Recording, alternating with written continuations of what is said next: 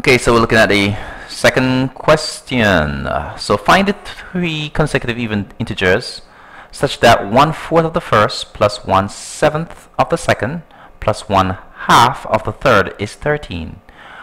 We're asked to determine those three integers. So we need to look at these words, consecutive. Okay, we need to look at this word consecutive, even, integers. We need to know what this term means. 1/4, of course we should know that. 1/7 and 1/2. Okay, alright, so let's look at each of these. Consecutive, what consecutive means? One after the next. So if we have 1 there, what's the next number? 2. And these are consecutive numbers. We add in consecutively odd numbers. 1, 2, 3. Alright, whole numbers or counting numbers. If we have 2, 4, 6, we're adding consecutive even numbers. 2, 4, 6. These are what kind of numbers? Even numbers. Alright, they're whole numbers as well, but they're consecutive even numbers. The next even number after 2 is 4. The next even number after 4 is 6, and the next one will be what? Of course, 8. Alright, and so that's basically, if we have 1 and we add 3 and then we add 5, what's the next number? Okay, 7, and we add in consecutive odd numbers. Okay, the next odd number after 1 is 3, after 5 is 7, after 7 is going to be 9, etc. And so that's the concept right there. Alright, so let's take these off quickly. Alright, the next one, integers. What are integers? Okay, well basically integers are those numbers that we always use, including 0 and negative whole numbers. So I go integers, set of integers, the set of integers. Alright, now this letter is normally used to represent the integers. Alright, so we start from negative infinity. We start from negative infinity and we go right up to positive infinity, the set of integers. Okay, so we start at, for example, we usually put 3 dots there to represent coming from a particular point. So it's going to be negative, for example, negative 3, negative 2, negative 1, 0, then 1, then 2, right on to positive infinity. Okay, so coming from negative infinity to positive infinity, but these are integers. Notice that they are whole numbers, including 0. 0 is a whole number as well. No fractional parts. Okay, that's what we mean by integers. Okay, now that we understand that concept, let's move on. Okay, so let's go back to the concepts there. Okay, now let's put the pieces together. It says find 3 consecutive even integers, and we know what even numbers are: 2, 4, 6, 8, 10, etc. such that 1/4 of the first. So 1/4 of the first. So what we're going to do, we're going to let x represent the first even number. X represent the first even number, because looking at 3 consecutive integers, right? So if x is the first integer, even integer, then what's the second even integer? Well, if x is the first, for example, if 12 is the, let's use 10. If 10 is the first even integer, let's assume that 10 is the first one. What's the next even integer? It will be 10 plus 2. What would the next one? 10 plus 4, etc. Alright? So what we're saying, if 10 is the first, the next even integer will be 12. The next one will actually be 10 plus 4, which is 14. And these are consecutively added. So 10, next one is 12, next one is 14. Okay, I think that point should be clear. Let's move right along. So if x is the first one, for example 10, the next one will be what? We have to use x again as the starting point. So it'd be x plus 2. Whatever that number x is, the next one will be x plus 2. If x is 50, next one will be 50 plus 2. And the next one will be 50 plus 4. So in other words, 50 plus 52 plus 54. Okay. So this is my first, this is my second, and this is my third. Even integers, consecutive even integers. Now what we're told is that for the we need to find the three consecutive even integers such that 1/4 of the first. So 1/4 of the first. Let's look at that. 1/4 of the first. 1/4 of x is written like that. Plus, let's put that in. 1/7 of the second. So put 1/7 for 1/7 of the second. Now the second one is a binomial, and we usually use a bracket.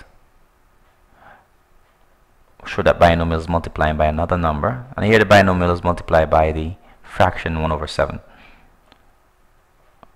And the next one is 1/2 of the third, and this is the third, a binomial again. It's one number, but two terms are being used to represent it. And so that's going to be, okay, need a little space there. So it's going to be 1/2 of the third. So it's a half of x plus 4. Okay, when we add up these three,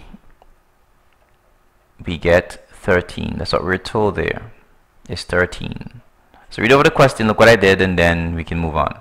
We need to solve now. Now we have an equation in x. We need to solve for x. Now once we find x, what x is, remember what the question asks us to do. We need to determine the three integers, consecutive integers. The first, the second, which is x plus 2, the third, which is x plus 4. So first, once we find x, then it's easy to find each of the others. So let's go. So it's going to be 1/4 of x, which is x over 4. Can written like that, x over 4. And next one will be x plus 2 over 7. Hope that concept is clear as to why I have that. And the next one is x plus 4 divided by 2 equals 13. Now just in case you have a question, you can think about it this way.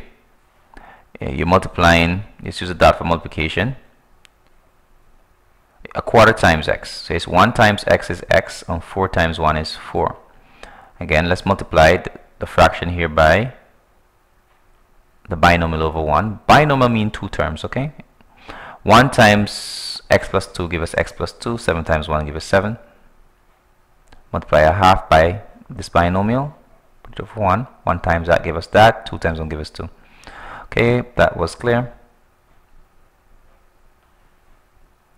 Okay, so we have this so far. Now what we're going to do, we could draw a line and then get the LCM, but there are several ways you can do this.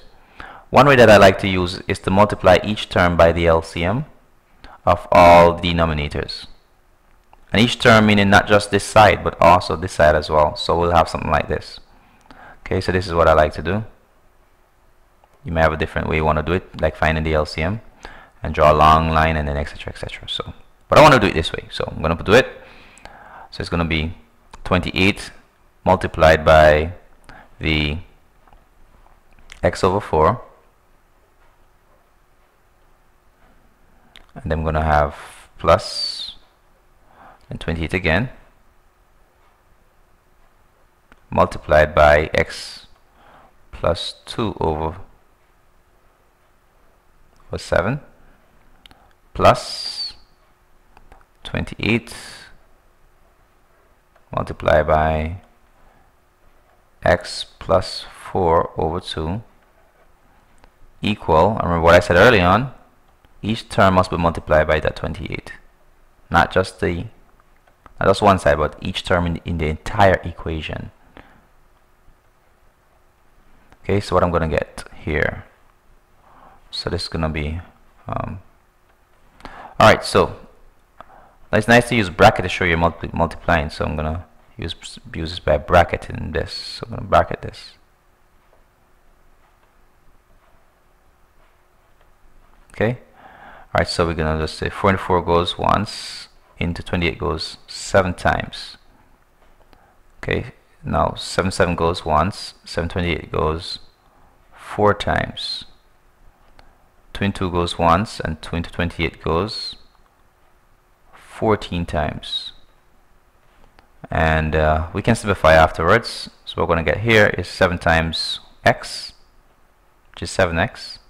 Notice what's happening with the denominators. You realize they're all gone, and that's what I wanted to do all along. And it's going to be 4 multiplied by x plus 2. Now this method is useful when you have an equation, not when you have an expression only.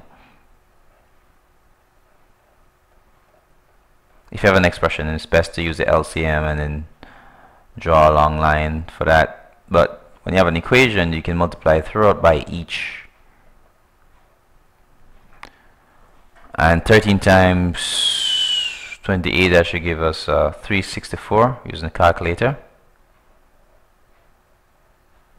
Okay, and so we can always double check that.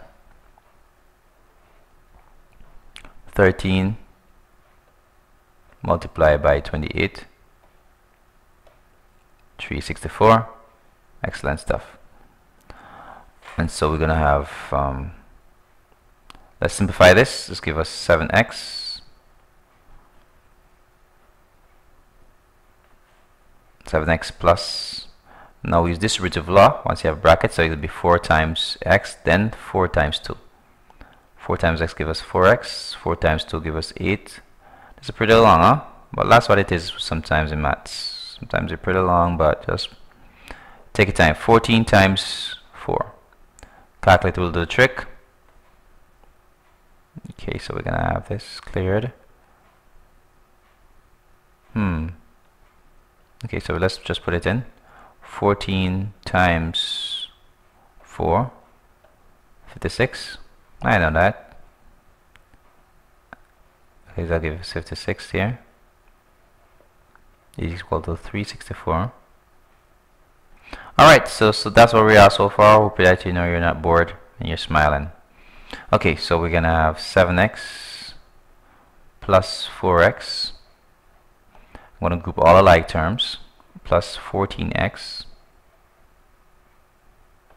and then we have 56 plus 8. It doesn't matter the order of addition, it doesn't matter what numbers you add, and you know they're commutative. You can add both ways. 8 plus 56, 56 plus 8. Okay, this will give us 7 plus 4 plus 14. 4 plus 14, that's 18. 18 plus 8 is 26, minus 1, 25. This is 25x. Okay, and adding this, that should give us 64. 4 plus 56 is 60, plus another 4 is 64. Okay, that should make our job easy, as you can observe.